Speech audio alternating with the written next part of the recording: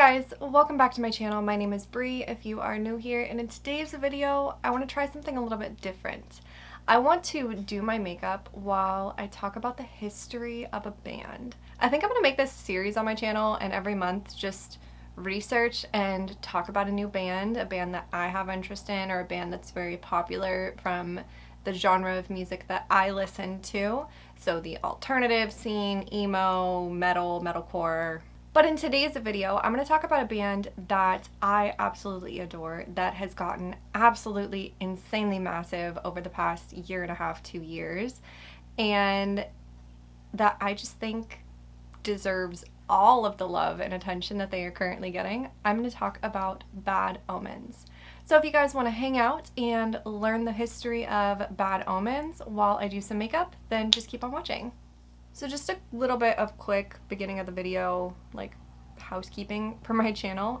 If you are interested in any of the products that I am using in today's video, because I'm not going to be talking about makeup at all, but if you guys are interested in any of the products that I use, I will have them listed and linked down below.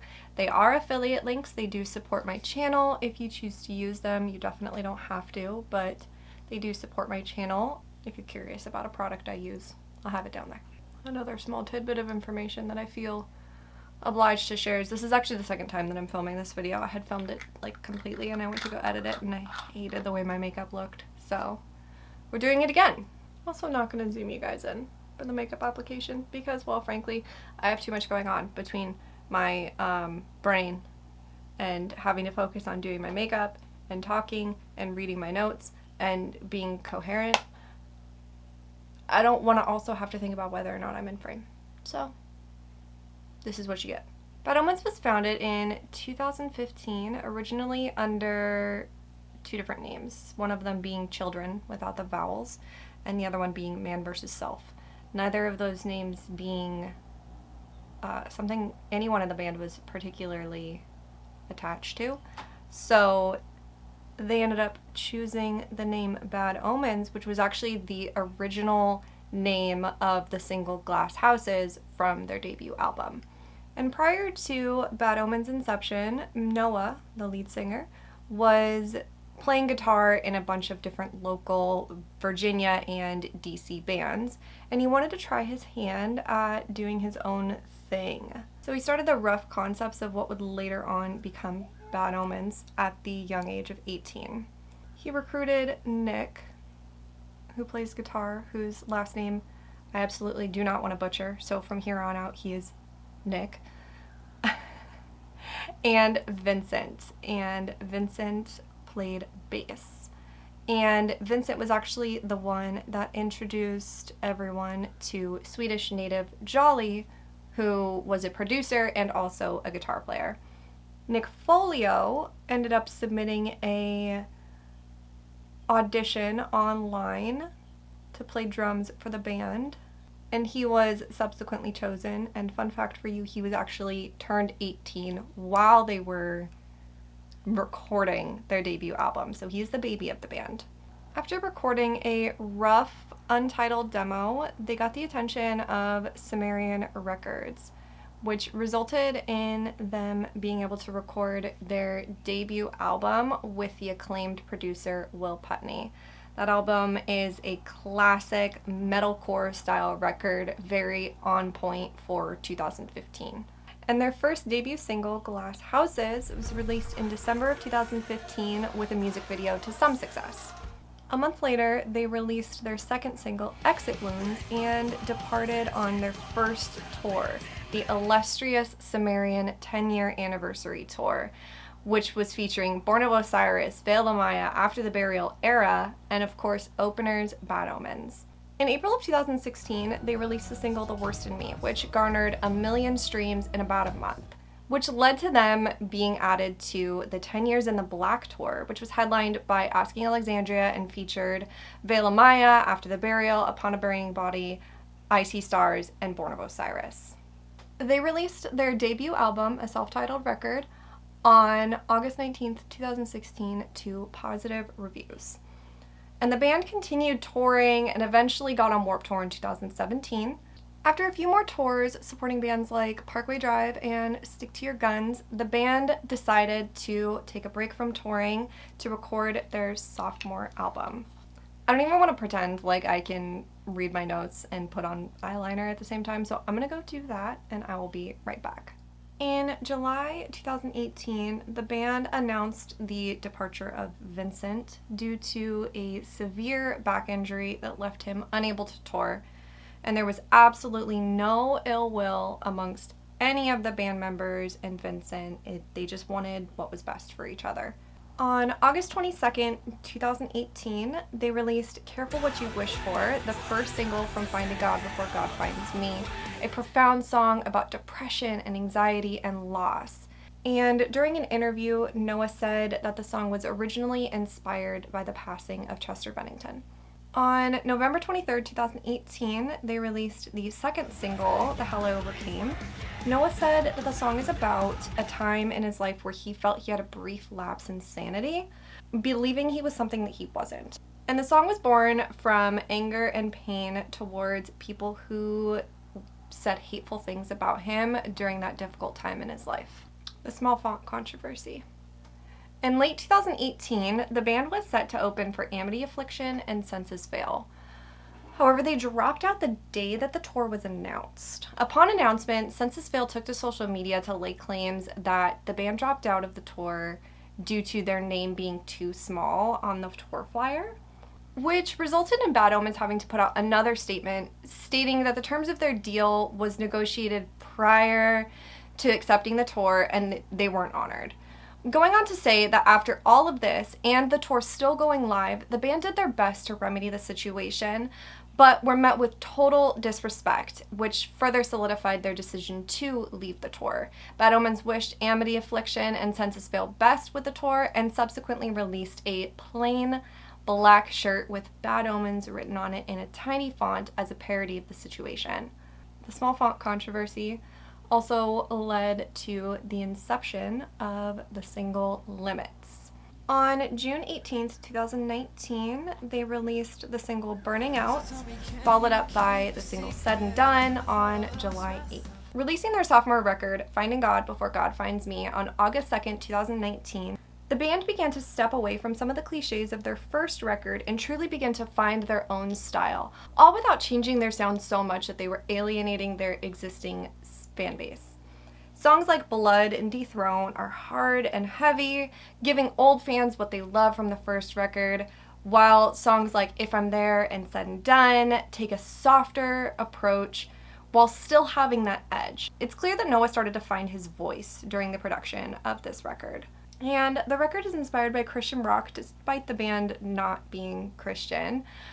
They played into themes of religion from multiple perspectives, and a lot of it was inspired by Noah's upbringing with his grandparents. In my opinion, from the production to the composure, this album truly gives a sneak peek into the innovation that the band is showing later on. In November of 2019, the band released a music video for Dethrone, which they filmed entirely in their dining room, I believe, including all of the dirt. And on January 17th, 2020, they released the deluxe version of Finding God Before God Finds Me, featuring 2 new songs and a cover, alongside a music video for Limits. Limits hit 19 on the Billboard US Mainstream Rock, and Never Know hit 25. And in early 2020, the band set off on their first true headlining tour, with support from Thousand Below and Oh Sleeper. However, unfortunately, due to the pandemic, that tour was cut short. From what I've seen online, much of the early part of the pandemic was spent with Noah streaming on Twitch, and Noah and Jolly working on production and ghost writing for other bands. And I'm pretty sure both Nick and Folio returned back to Virginia. Noah's streams consisted mainly of Q&As, gaming with friends, and music production. On April 16th, 2020, Noah put out a YouTube video where he produced a song using no instruments, simply sampling different sounds from around his house. This track went on to become what we now know as The Death of Peace of Mind. In the summer of 2020, Bad Omens released the unplugged version of Limits, and in late October 2020, they released a 6-song EP called Finding God Before God Finds Me Unplugged. The following summer, 2021, the band released a 7-song live EP alongside filmed versions of the live performances, which is very on brand for what bands were doing during the pandemic. But most other bands did ticketed events where you could only have access to the live performance for maybe a day or two, whereas these songs and those videos are still accessible to this day on YouTube and all streaming platforms. Nearly 2 years after the original release of Finding God Before God Finds Me, Noah and Jolly sat down with Alt Press to discuss the record, as well as the unplugged version of the record and the live EP as well. At the end of the interview, when asked about the future, Noah said, "Our long-term plan is to create our own path as a band and have our own following and name." Going on to say, "I want a committed fan base," and honestly, it's some insane foreshadowing.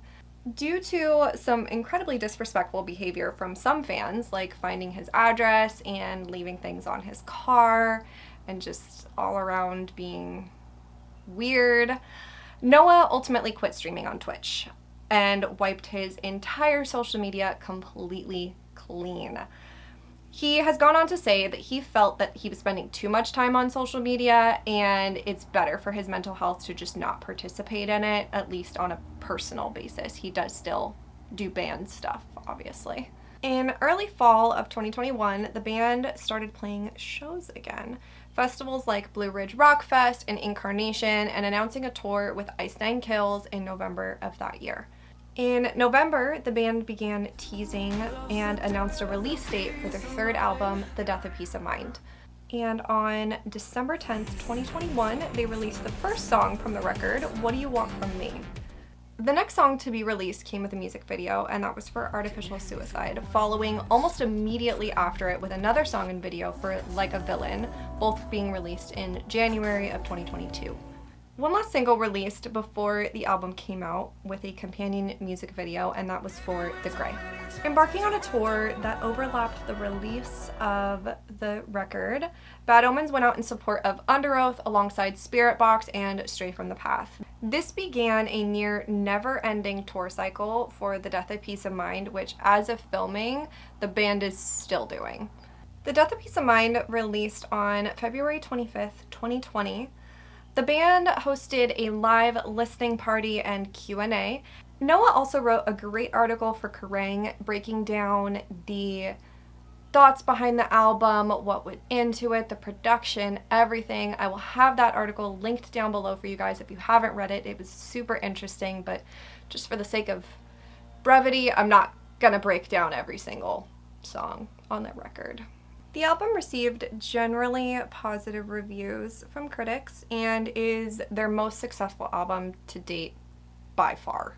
The album itself hit number 1 on Billboard Heat Seekers, number 11 on Hard Rock, and number 44 on Mainstream Rock. The album also spawned several charting singles, notably Just Pretend, which hit number 1 on Billboard Mainstream Rock. And literally while I was researching for this video, it also was certified gold. The band spent the summer of 2022 in support for bands like In This Moment, A Day to Remember, and The Ghost Inside. They also released a music video for the song Nowhere to Go, and all of this while their popularity was steadily climbing. With this rise in popularity came naysayers. It was clear that during the pandemic, Noah had spent his time off perfecting his craft and really learning how to use his voice to the best of its potential. And while that's definitely clear on the album, it's even more clear in their live performances. And some accused the band of using backtracks and Noah not actually singing live. And during my research, I came across many clips from like the summer of 2022 of Noah up on stage performing songs like The Grey, which is a very taxing song to sing, and he's pulling the mic away from his mouth and he's swinging the mic around in front of his mouth to make the audio come in and out, just to prove that he clearly was legitimately singing those songs. In August of 2022, they released a music video for Concrete Jungle, which is almost kind of like a hint towards a future announcement that the band was going to be making. The album's success was seemingly never-ending. They sold out a UK tour nearly immediately and were booked on massive festivals. But the true proof came in August when the band announced the Concrete Jungle Tour, a co-headline tour with Dayseeker featuring support from Make Them Suffer and 1000 Below. Within 3 days of announcing this tour, multiple dates sold out and they had to add new dates and upgrade venues. And within a month, the band actually tweeted that the tour was 85% sold out. In October, Just Pretend began to rise through the TikTok ranks, garnering thousands of streams within just days. And by the end of October, the band announced that their first true headline tour was completely sold out. And I'm literally saying it in that order because it matters. The tour was 85% sold out before TikTok got a hold of Just Pretend. Granted, the song had been out, of course, but TikTok didn't start making Just Pretend popular until after the tour was 85% sold out. Sure, that last 15% may have come from TikTok, but I've seen so many people say that Bad Omens' popularity and their, that tour being sold out was due solely to TikTok and Just Pretend, which just is not true at all. That tour sold out so much that they ended up actually deciding to do a ticketed live stream event in New York. So anyone who wasn't able to get tickets was able to at least stream the show and get to see everything. And what I thought was really, really cool, because I actually did watch that live stream, what I thought was really cool, especially in comparison to a lot of like the COVID era live stream ticketed events, that was just, back then it was just one band, but that was all it needed to be. And obviously COVID was in place and, restrictions were in place and things like that. So it wasn't multiple bands, but I did find it very cool that even though they could have definitely just live streamed their portion of the show, they literally live streamed the entire thing. So if fans wanted to see Make Them Suffer, 1000 Below, they could. If they wanted to see Dayseeker, they could. And I thought that was really cool. Okay, before I wrap up this video, I'm going to go finish up the rest of my makeup because, again, I'm not going to pretend like I can do my eyebrows and read my notes and talk to you guys and stay in frame all at the same time. Not going to do it. So I'm going to go finish up the rest of my makeup and I will be right back. With their continued rise in popularity, Bad Omens has used their platform to advocate for touring bands' rights, calling out issues such as venues taking merch cuts and fulfillment issues from their label SUMERIAN. Noah has gone on record multiple times to clear up rumors and misconceptions started by some sectors of their fan base, and truly I cannot think of very many other bands that have as dedicated of a fan base as Bad Omens does. Every merch drop sells out within hours. Their upcoming tour, Concrete Forever, sold out within days. And as someone who bought tickets, that shit was incredibly stressful.